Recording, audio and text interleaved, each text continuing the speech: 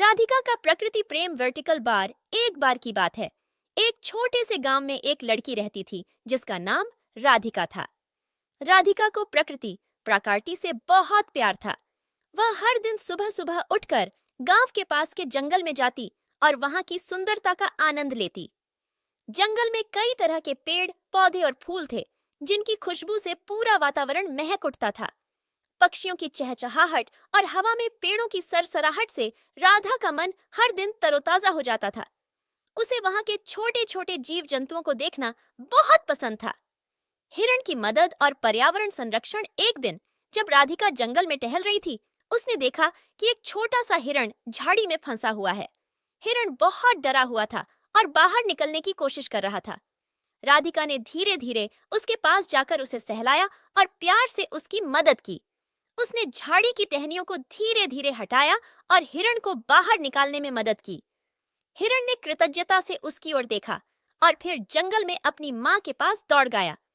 राधिका की इस नेक काम से उसका दिल बहुत खुश हुआ।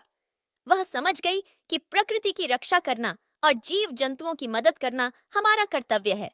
उस दिन से राधा ने प्रण लिया कि वह हमेशा प्रकृति की रक्षा करेगी और उसके सौंदर्य को बनाए रखेगी।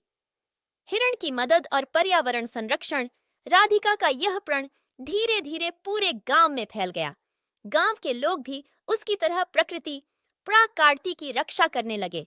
उन्होंने पेड़ लगाना शुरू किया और जंगल की साफ सफाई का ध्यान रखना शुरू किया।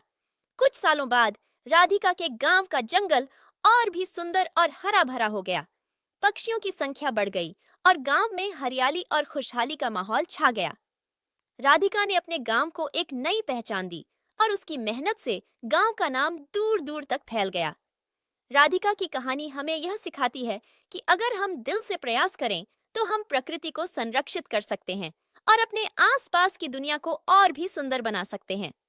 इस तरह सुंदर प्रकृति प्रकृति की कहानी राधिका की मेहनत और समर्पण की गाथा बनकर गांव वालों के दिलों में बस गई।